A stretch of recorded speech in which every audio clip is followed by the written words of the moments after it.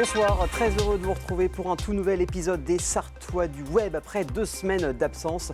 Merci beaucoup d'avoir suivi ce centenaire avec nous sur LMTV Sarthe. Maintenant, place aux Sartois du Web, votre programme de la soirée. On parlera d'abord du chiffre de la semaine avec une vente aux enchères et puis on parlera aussi de comportement de votre chat avec Marion Pelletier qui est comportementaliste félin. Elle vous dira tout sur son activité. Et puis ensuite, on ira en centre-ville du Mans à la visitation pour 4 portrait en un avec le premier défilé 100% seconde main avec l'Armoire Générale, mais pas que. On parlera un peu de jeux vidéo avec Fury et surtout de rétro gaming. Et puis en troisième partie, on parlera d'un archéologue très connu qui revient au cinéma. Dans 2 semaines, c'est Indiana Jones. Je vais recevoir son auteur en visio, Romain Dasnois. Et on finira bien sûr l'émission avec les sorties d'Emmy spéciales fête de la musique. Mais on commence par le chiffre de la semaine. Et cette semaine, c'est 61. C'est le nombre de véhicules que le conseil départemental de la Sarthe met en vente. Une vente aux enchères où le catalogue est regardable depuis le début de la semaine sur sarthe.fr jusqu'au dimanche 18 juin. Parmi ces véhicules, il y aura 21 véhicules particuliers, 8 véhicules utilitaires, 3 tracteurs agricoles, un tracteur routier, mais pas que. On vous invite à aller voir directement sur le site du département www.sarthe.fr pour ne louper aucune information. Et maintenant, on va parler un peu de comportement de chat. C'est parti.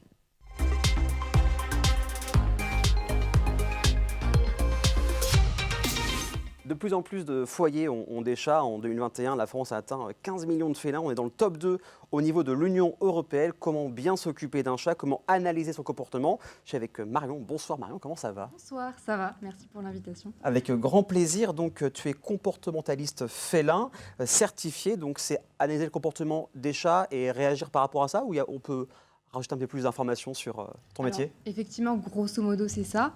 Maintenant, effectivement, on peut compléter. Donc, en fait, moi, en tant que comportementaliste félin, je suis formée donc, aux connaissances scientifiques sur l'éthologie du chat, c'est-à-dire tout ce qui va concerner le répertoire comportemental de base du chat, ses fonctionnements, ses besoins éthologiques, ses compétences sensorielles, cognitives, émotionnelles, communicationnelles aussi. Et en fait, à partir de ces connaissances-là, je vais pouvoir analyser finalement ce qui va provoquer le comportement du chat, ce qui va le renforcer aussi, en lien avec donc son environnement, la relation avec son humain et son tempérament. Et donc à partir de toute cette analyse-là, je vais proposer des pistes de résolution pour faire que le chat adopte un comportement selon les modalités souhaitées par l'humain, ou ne ressente plus le besoin de produire un comportement qui va être gênant pour l'humain. On parlera un peu plus du processus client un peu plus tard dans l'interview. Voilà.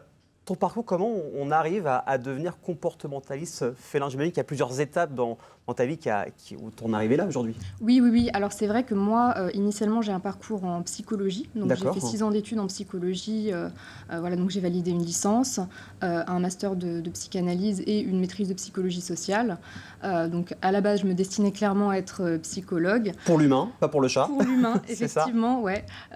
Et selon tout un tas de raisons personnelles qui sont liées à mon parcours, j'ai renoncé à faire ce métier-là. Mais je savais quand même que je voulais exercer en lien avec l'accompagnement humain, la relation à l'humain.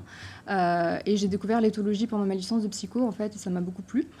Et puis, à un moment donné, oui, au bout de 6 ans d'études, à chercher un petit peu comment j'allais pouvoir faire un métier qui me plaît, je me suis rendu compte que le métier de comportementaliste existait. Donc voilà, j'ai décidé de me réorienter en éthologie. Je suis passée par 2 formations privées. Donc je me suis d'abord spécialisée en éthologie générale avec une première spécialisation sur le comportement du chien et du chat, pour faire une deuxième formation plus poussée sur le comportement du chat et me spécialiser en tant que comportementaliste. Donc voilà, c'est un parcours un peu, on va dire, atypique. Oui, c'est clair. Tout en sachant que le métier de comportementaliste n'est pas réglementé par l'État. Il n'y a pas de diplôme, de titre protégé. Il y a des masters d'éthologie qui existent, ils sont peu nombreux en France. Et encore, le titre d'éthologue n'est pas non plus tout à fait protégé, réglementé. Donc voilà, il faut passer par des formations privées. Et être sûr que ce soit de bonnes formations et toujours se tenir au courant aussi des avancées scientifiques sur le comportement du chat. J'imagine qu'il doit y avoir une veille au niveau de l'information par rapport à ça. Oui, il y a une veille et puis c'est vrai que je suis en lien avec un collectif francophone. Du coup, on partage justement les dernières recherches qui sortent sur le chat domestique. Et voilà, il faut se tenir au courant tout le temps. Et ça prend de l'ampleur ce métier-là, ces formations certifiées, ou c'est encore assez timide en France? Alors, J'ai l'impression, alors j'ai pas énormément de recul non plus Bien sûr, encore, mais j'ai l'impression que ça prend il y a quand même beaucoup plus de gens qui connaissent le métier et qui décident de se spécialiser dedans. Il y a beaucoup d'organismes de formation qui émergent. Il y en a des très très bons, qui sont pas nombreux. Il y a de tout. Hein. Oui, comme partout, j'imagine. C'est comme partout, ouais. Donc j'ai quand même l'impression que ça prend de l'ampleur et que le métier tend à se faire connaître, donc, vraiment. Et maintenant, on parlait tout à l'heure du processus de l'accompagnement. Imaginons, j'ai un chat qui n'arrête pas de miauler dès qu'il rentre à la maison. Je le fais rentrer à la nuit. Comment ça se passe, le contact avec toi? Quel déroulé pour faire appel à tes services? Ouais, alors du coup, ça commence par une prise de contact, hein, donc soit par mail, soit par téléphone, formulaire, réseaux sociaux, enfin peu importe. On fait un premier point, donc la personne m'explique la problématique. On détermine s'il y a eu un check veto ou pas, parce que en général j'essaye de renvoyer vers le veto parce que ça peut être un comportement gênant qui apparaît de façon brutale, ça peut être un symptôme d'une maladie, donc voilà, il faut toujours faire un check veto d'abord. Mais du coup voilà, je prends les premières informations. Si je sens que je peux intervenir, que c'est du comportemental, on prend rendez-vous donc pour une consultation au domicile du client et donc du chat. Donc je me déplace là-bas voilà, pour le rendez-vous. Donc c'est sur le Mans et 30 km autour du Mans pour situer un petit peu, c'est ça ou oui, plus loin, alors c'est plus grand, c'est toute la Sarthe. Toute la Sarthe finalement, d'accord. C'est toute la Sarthe, ouais. Pour les 30 km, c'est le cat-sitting et on en parlera après. Mais donc je me déplace donc au domicile parce que c'est important que je vois l'environnement du chat. La séance, elle va durer entre 2 heures, 2 heures et demie, voire 3 heures. Donc on analyse tout, c'est-à-dire qu'on fait un premier recueil d'informations. Donc je prends les infos sur l'histoire du chat, son tempérament, son profil, la relation avec l'humain. On fait un check de toutes ses ressources. Donc on fait vraiment un travail global. Et à partir de là, moi j'essaye de comprendre ce qui se passe, pourquoi le comportement a lieu, pourquoi il a été déclenché éventuellement. Des fois on n'a pas toutes les raisons, pourquoi le comportement est renforcé. Et je donne des préconisations personnalisées pour ce chat-là, dans cet environnement, dans cette relation. Donc voilà, donc on fait le rendez-vous. 48 heures après, j'envoie un compte-rendu détaillé. Donc c'est assez rapide. Oui. Le compte-rendu. Oui, c'est rapide. Ouais. En général, oui, que la personne ne reste pas... oui, ça sera un peu frais dans ta tête pour faire un compte-rendu assez complet. Oui, c'est ça. Ouais. Et puis sachant qu'aussi en séance, moi j'amène aussi beaucoup de documentation, des images de produits que je vais recommander, des images de langage corporel du chat. La personne peut prendre en photo si elle veut. Et voilà. Et ensuite, le compte-rendu qui suit, plus 2 mois de suivi après. Pour accompagner, pour remotiver, pour faire des rectifications s'il y a besoin. Donc voilà. Donc voilà, maintenant vous savez comment ça se passe au niveau des rendez-vous. Et ça, j'ignorais, j'ai vu ça sur ton site, c'est que même si tout se passe bien, il est important aussi d'observer aussi le comportement du chat, même si en tant qu'humain, on croit que ça se passe bien. Oui, en fait, ça me paraît toujours important. Alors, moi, je conçois tout à fait qu'on attende d'avoir une problématique pour consulter un comportementaliste. Ça se conçoit parce que ça reste un budget. Maintenant, c'est vrai qu'en fait, quand on a un chat et qu'on n'a pas les connaissances, voilà, on peut penser que le chat va bien et on n'est pas forcément attentif à tous ces signaux et à toutes les manifestations. Et effectivement, c'est pas parce qu'un chat ne nous dérange pas par un comportement qu'il est OK, qu'il va bien. Peut-être qu'en fait, tout simplement, il s'adapte super bien à ce qu'on lui propose. Mais que cette adaptation va lui demander un effort qui va lui coûter. Et peut-être qu'au bout d'un moment, il y a un comportement qui va apparaître parce qu'il y aura eu accumulation sur plusieurs années et avec une jauge de tolérance qui va déborder. Donc en fait, c'est toujours bien, alors pas forcément de faire appel à un comportementaliste en soi, mais au moins de se documenter, lire des ouvrages de comportementalistes ou d'éthologues compétents, demander des conseils. Et parce que je dis ça aussi parce que c'est vrai que quand on a une interrogation, on cherche sur Internet et il y a sur Internet. On peut tout trouver, c'est comme quand on est malade et qu'on dit les symptômes et tout de suite on peut lire des choses graves alors que c'est pas obligatoirement grave, c'est ça. C'est ça. Et puis c'est aussi le problème d'Internet, c'est qu'il y a beaucoup d'idées reçues qui circulent encore sur le chat. Et comme je le disais, les études scientifiques qui se mettent à jour d'année en année, elles sont très récentes. Sur Internet, il n'y a rien qui est mis à jour. Il y a encore beaucoup de trucs qui circulent. Donc voilà, c'est toujours intéressant de bien se renseigner auprès de professionnels. Voilà, des ouvrages ou se rendre sur... Il y a beaucoup de professionnels qui tiennent à jour des blogs avec des articles, qui donnent des conseils. Donc, on va faire appel aux pros et puis... oui. C'est préférable comme quand on fait un check-up aussi. Nous, en tant qu'humains, c'est pareil. Hein. Et alors, il y a l'autre aussi activité, c'est tes cat-sitters. Donc, tu t'occupes des chats des autres. C'est ça. Alors ça, c'est une prestation que j'ai lancée il n'y a pas très longtemps. En complément, parce que mon activité principale, c'est comportementaliste. Mais c'est vrai que je propose aussi une prestation de cat-sitting au domicile du chat. C'est-à-dire qu'en fait, si vous partez en vacances ou en déplacement sur un week-end, voire plusieurs semaines en vacances, voilà, vous pouvez faire appel à moi pour du coup venir m'occuper du chat, donc lui dispenser les soins, nourrissage, litière, nettoyage des litières, nettoyage des gamelles.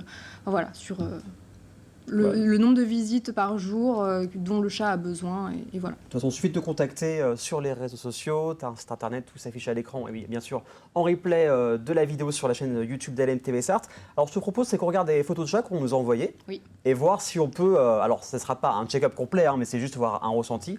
Au niveau du quiz des chats, on va commencer par la toute première photo. Alors, ça, c'est... Je regarde par où? Alors, juste devant toi, Alice. tu as le retour. Alors là, c'est une photo que tu m'as envoyée, une photo Oui. libre de droit. Oui. Alors, ça peut arriver de temps en temps, on peut caresser le chat, puis il commence à mettre les pattes sur la main. C'est quoi ça, du coup, comme réaction? Il en a marre Oui, c'est ça oui, tout à fait. Ça, c'est le chat qui en a marre, en fait. Il perçoit la main comme quelque chose d'intrusif pour son intégrité physique. Et là, on le voit bien à ces signaux, hein, c'est-à-dire qu'il y a les oreilles qui partent vers l'arrière, les pupilles qui commencent à être un petit peu en mydriase, donc à être dilatées. On voit les vibrisses, donc les moustaches qui partent un petit peu comme ça. Ok. Et puis à partir du moment où le chat attrape une main pour la mordre, ça veut dire... C'est un signal de mise à distance et c'est que potentiellement quand le chat en vient à produire une conduite agressive comme celle-ci, ça veut dire que potentiellement juste avant il a émis des signaux de mise à distance. Attention, la queue fais qui bat, gaffe. les oreilles. Et si ça n'a pas été respecté parce que la main a continué à progresser vers le chat, c'est plus efficace. En général c'est efficace. Ça. Donc voilà. Et des fois, quand il mordille, j'ai des chats, donc je suis bien placé pour le savoir, c'est qu'il lèche lui aussi le doigt. Il y a une signification quand il lèche un peu le doigt après ou pas? Quand il lèche le doigt, alors en fait avec les chats, il faut toujours replacer dans le contexte parce qu'il y a des signes et des signaux qui vont avoir plusieurs significations. Mais effectivement, un chat qui léchouille une main, ça peut être soit un signal de mise à distance, tout simplement, ça va être va-t'en, ou alors ça va être un tissage de lien social et une manière de déposer ses odeurs sur la main. Ok. Donc tout dépend du contexte Bien et sûr. tout dépend de l'ensemble des signaux du corps du chat. Très bien, bon, on passe à la seconde photo. Alors, là c'est... Ça c'est un tranquille, chat, voilà. oui c'est un chat qui est dans sa litière, la litière est beaucoup trop petite d'ailleurs, mais non mais en fait voilà c'est des photos que j'ai envoyées parce qu'en fait ça représente vraiment les motifs principaux de consultation. Moi ce que j'ai principalement ça va être des chats qui font pipi en dehors de la litière.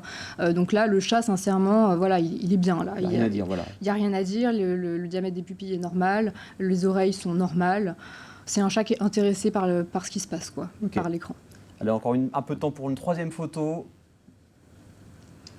Eh bien ça c'est un chat qui miaule. Voilà. Ça c'est un chat qui miaule. Alors après c'est vrai qu'encore une fois on a des signaux corporels, je vois pas la queue, mais on a les moustaches quand même qui se mettent quand même vers l'avant, donc un potentiel signe de tension. Mais on a un diamètre pupillaire qui est pas alarmant. Enfin bon, c'est un chat qui miaule, voilà. Et donc ça, cette photo-là, je l'avais également envoyée parce que un des motifs de consultation que j'ai beaucoup, c'est miaulement intempestif. D'accord. Hein. Intempestif, entre gros guillemets, hein, mais insistant et dérangeant pour l'humain.